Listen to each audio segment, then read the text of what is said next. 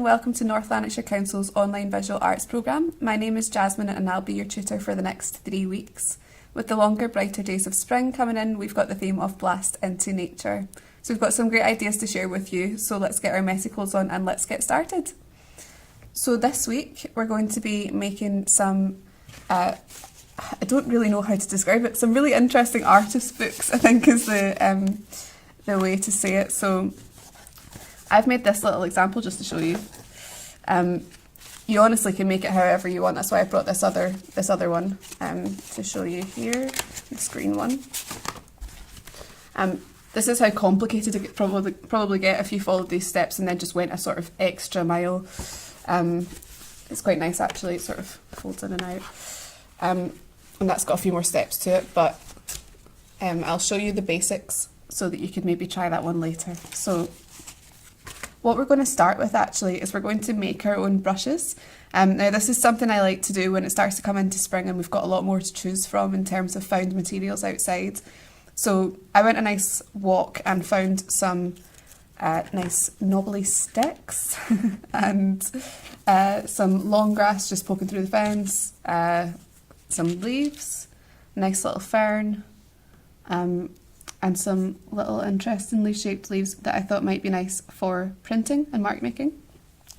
So I'll show you how I would make a brush out of this sort of stuff, just to get an idea, but this is one that I made to show you my example. This is just string that I've wound around my hand and cut at the ends to make a sort of makeshift brush, and I would replace it with every colour, just because the string totally absorbs that colour. But I'll show you what I would maybe do in terms of this. And when I saw this long grass, I thought that would make a really interesting brush for the hairs of the brush. So what I'm going to do is I'm just going to tape it.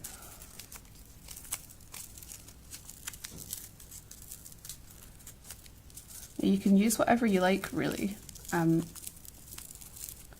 could use cardboard if you didn't want to use plants. If you can't find anything lying about that you like the look of, then like I said, you could use string or something like that, and that's quite interesting. You could always cut it off at the end, but I think it's probably nicer to leave it a bit more organic, so you can maybe have happy accidents. So this side is probably going to be interesting, but this side will maybe be a bit more exact. So another one I thought would be nice. They almost look like kids making magic wands or something like that. But I think I might put it on this one and use this one for making other marks. So we've got a really big bit of branch to hold when we're painting. So here's two already, and then this one could be for making the marks. And this is just from a daffodil that my dog had destroyed in the garden. And I thought this would be nice to run through some ink and make some marks with that. So what I would use for this, I would actually use a really big bit of paper. So for this I would actually recommend that you use some drawing ink. 1 or 2 colours is probably best, just to keep it keep as much negative space as possible. So by that I mean the white spaces in between your marks. It makes everything quite nice and interesting. So you can see with this I've made marks with lots of different things, and that's just got a little paper clip there to hold it together while it was drying. Now I'd recommend using some sort of ink tray, a palette of some sort to put your ink out onto, and this is A2 paper. You can use smaller paper if you don't have this big paper, but I just quite like using a big surface to really experiment on. So we're going to put some ink out.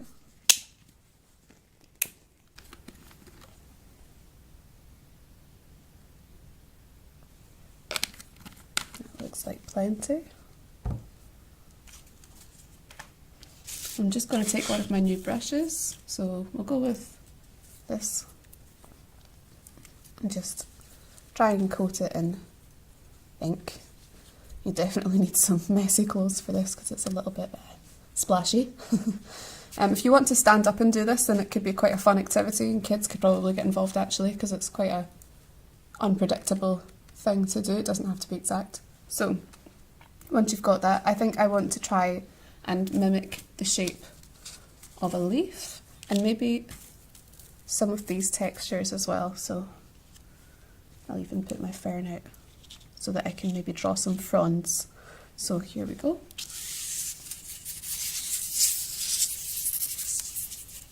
You can see it's a really nice scratchy texture.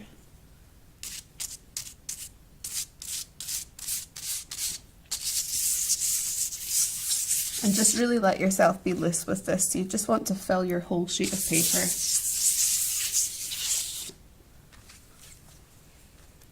You're just making the most interesting marks with your new brush. It's really something that you can just let yourself be absorbed in. Don't worry about drawing something in particular or making it look a certain way, because when we cut it up and fold it together, it's going to look really cool when it's all cropped down. So I've used that one now. Let's try our grass. I'm just going to really dip that in there. You could maybe even use some water if you wanted to kind of dilute it a bit and make it a little bit more fluid, but I quite like how black the ink is when it's really just pure. So here we go. It's actually quite a similar mark, but it's nice, isn't it? You can use the other end. It's a little bit more stiff. Now, as I say, you'll want to do more than one colour just to kind of, I mean, you don't need to, but it might be nice just to give you a bit of variety in your frame.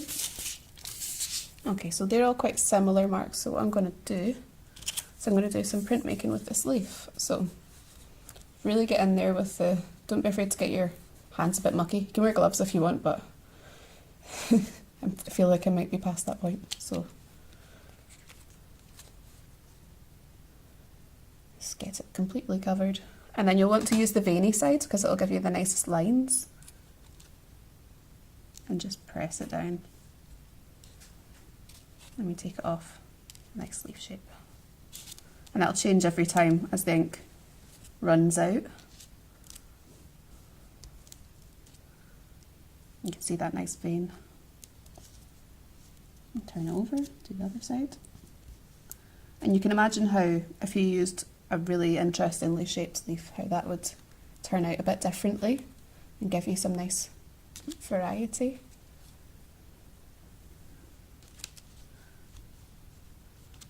Okay.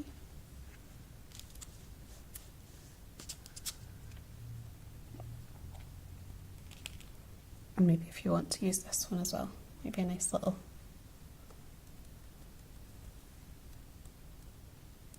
just pat that all down into your ink and just place it on your paper. If you want to be really, really exact, you could put another piece of paper over the top and just smooth it out, just to keep your inky fingers away from it. But I'm just going to show you a rough example. And the second one is sometimes better because it's not got as much ink involved. You just press along that vein, that's down there. It's a big nice inky blob.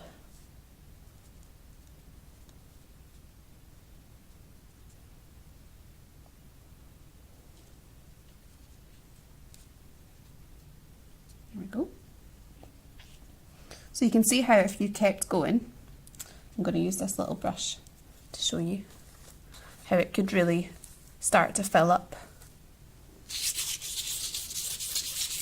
Just really enjoy the marks that you're making.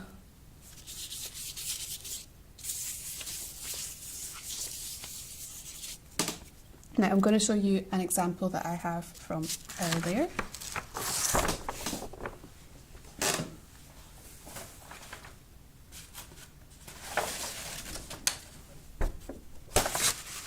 Now you can see with this one I've taken a bit of extra time and I've drawn some different plant shapes around it.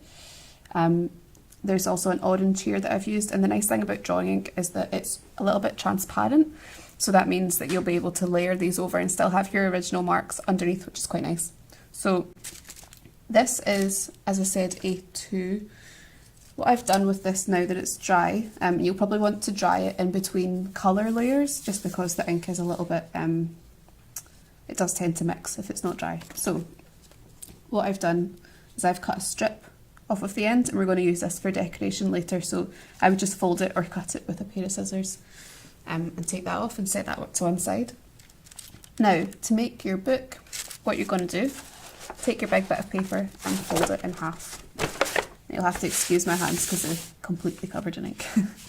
But I don't really mind getting fingerprints on things. And we're going to fold it in half again. Really get that nice crease along all of your folds. Try to get it as exact as possible, but honestly, it's not a huge big deal if you don't get it exactly right. So you can see that that's folded twice into a quarter, and then we're going to fold it again one last time. Really just squish that down at all the edges, and you'll see if you set it on its end how it is now an almost book, and we'll just fold this side back onto itself to create what we would call a concertina shape. You can get something called a bone folder that you can run across the edges of your spines and make that a little bit sharper if you like. It's totally up to you. Now what I would do, I would run some glue along this edge, so that's what we're going to do. And that way you can get it to stay put. You might want to allow some drying time, or if you want to make your life a little bit easier, you could use double-sided tape. Just really go to town with that PVA. And fold over. Stick it down. If you've got little raggedy edges, it's no big deal because they can glue down quite easily. There you go. Let's mix in some of my black inky fingers into it. And then you can see when you fold that back up, that'll give you your nice little book shape. Now to finish it off, once it's dry,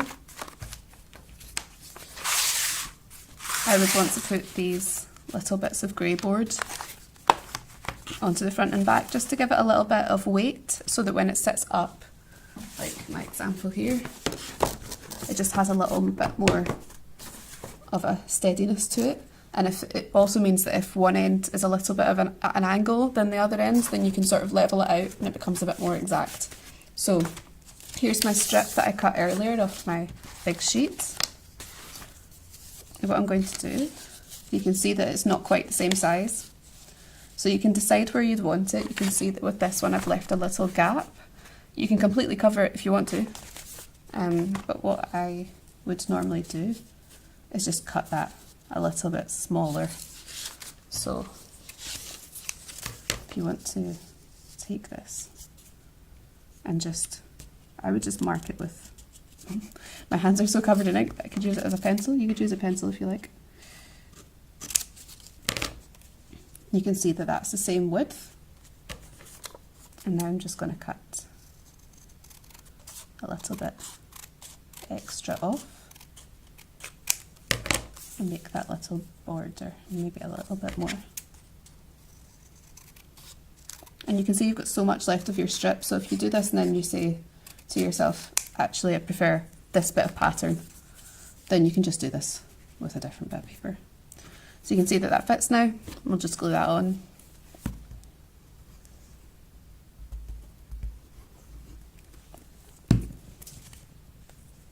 If you want to allow some drying time, that's totally fine. Once that's stuck down, you can stick that along your edge. If you want to measure it to try and figure out where it's going before you put your glue down, you can do, but I tend to just go by eye. And while it's still wet, you can sort of rearrange it on your surface and make sure it's where you want it. So you can see that it's stuck down on the front and I actually used a paper clip or a bulldog clip to just hold it at the edge while it was drying, just to sort of give it a little bit more grip. And you would do that on both sides to form your book. So you could go an extra step. So I had this bit of strip left over from my last one, and I made a little band so that when you're, some people sell books like this, little artist books, and they like to slip the band round just to hold all the pages together, as there's no formal cover. And you could add a title here if you like, or your name or something like that, and it just makes it a little bit more flat. If you want it to be as flat as this instead of a little bit more with a little bit more movement in it, then you could weight it down under a book and make sure that it's all stuck together nice and tightly. And this one is just your extra step, so you could make 2 of these and place them back to back. And you might just have to fold it a bit differently. But you can see how the shape of that is quite similar to the shape of that, and then it's just got a bit of grey board on this side and tied with string in the middle. But it is completely up to you if you'd want to do that. I'm quite happy with my one side. So that was today's lesson. Thank you so much for joining us. I'll see you next week for our next lesson.